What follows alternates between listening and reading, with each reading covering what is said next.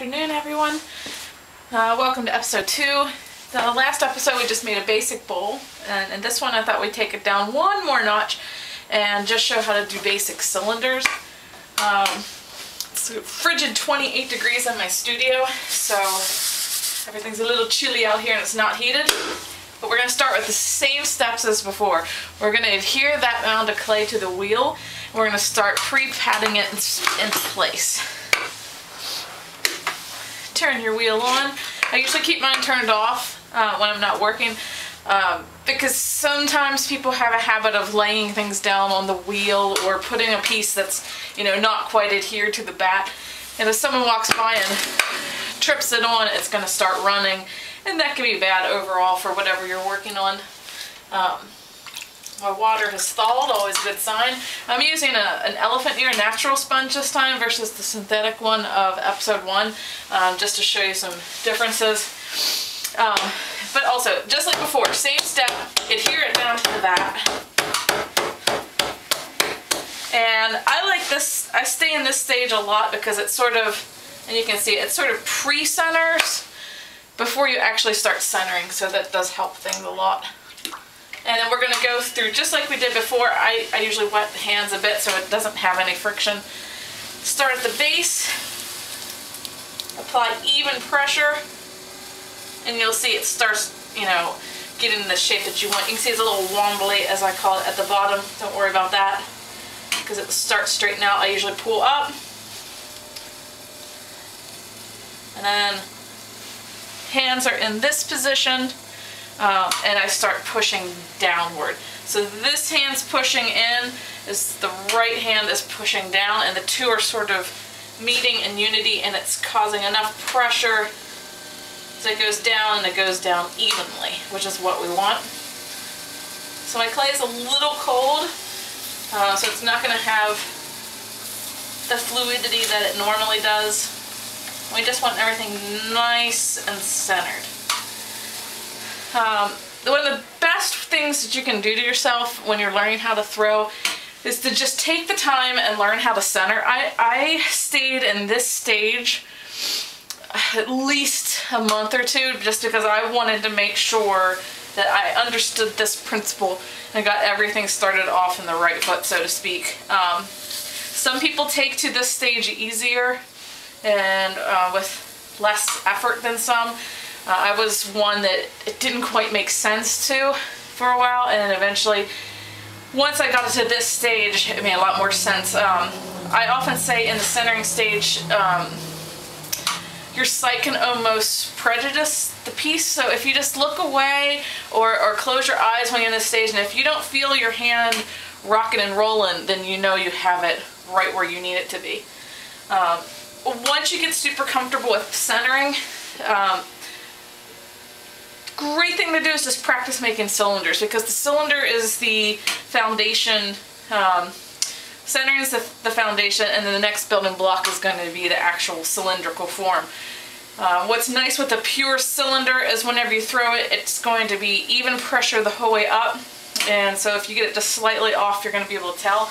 And when you take it and cut it in half, which I'm sure you've seen it in the books and I'll show it at the end here, you can dissect your form. Thumb sort of resting in the center, and I add a little bit of water and it trickles down into it. Start pressing down. It starts going down. Switch to the second and third fingers. And remember, this is a stage you're going to want to check the floor of the pot. You get your handy dandy needle tool. Push it down, and you rest your finger where the floor of the pot is, and I'll zoom it in so you can see. So our floor is about that thick. That's about where we want it. And you just take your finger and seal that up, and then no one's going to know that it was poked there. The next stage, remember, is the lobster claw. So you put your hands in a lobster claw, and we're going to pull them to the right knee. And remember, it's a nice fluid motion. You want to keep the water to a dull roar, because if it gets too watery, it's going to molecularly shift, and it's going to be too weak. So the drier the clay when you throw, the better. So here's our lobster claw. This hand is going towards my right knee. And I should say I have my wheel set up for the right hand. And I'm just going to smooth out that base a little bit. And that, I'm happy with that. And now we get to the stage 2, and it's the stage that everyone wants, where we actually start getting height into the piece.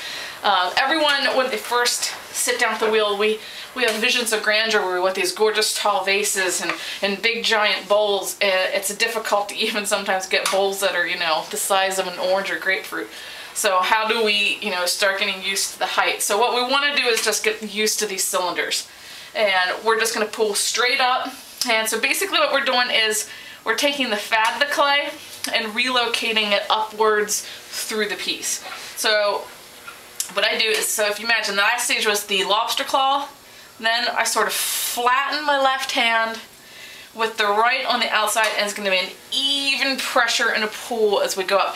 You do not have to worry about doing the height of a piece all in one pull. If it takes 5 pulls, that's fine. If it takes 20 pulls, that's fine. Just work at your own speed. But what I'm talking about by a pull is we're pulling the clay up. So we're going to start at the bottom. Right now my pressure is mostly with the right hand, and then I start lifting up and my left hand catches up. And you can see that ridge of clay where we start getting a little bit more height. This isn't a huge piece of clay, so we're not going to get a, you know, huge tall cylinder. You know, probably around there-ish. And right now it's about that thick. We all know that's a little bit too thick. We want something, if you just look at your dinnerware at home, you know, that's usually good thickness. Mine's a heavier piece from Pier 1, so they're a little more chunky, so to speak, than the rest. But that'll give you an idea of what, you know, thickness to actually work with. Now we're just going to rinse and repeat. And this time I'm sort of putting my finger there and I'm making a shelf. And this is just a device that's going to help you have something to catch and hold on to. So I have that little shelf, my hands are back into this position, and I'll start pulling up. So I catch that shelf, and I start pulling it up. If it starts getting a little wobbly, you don't have to go the whole way to the top. You can throw up to the half and take it again in two bits. It's I'm making that little shelf again. So again, getting the fat, so to speak, of the bottom and getting it to relocate through the piece. Even pressure. Cylinders require the even pressure. And what we're shooting for is even thickness from the base to the top. You don't want something that's like, you know, it would be shaped like this, sort of like a bowling pin, heavier at the bottom and thinner at the top. You want it to be more, you know, straight up and down. You don't want any differences there. So we're going to do one more pull because we're almost there. You can see I have my right hand, or right thumb out just a little bit. If it rocks and rolls a little, don't worry, it's just catching up with itself.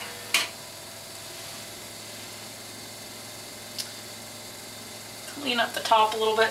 And if you want a perfect cylinder, you can just push it in just a little bit.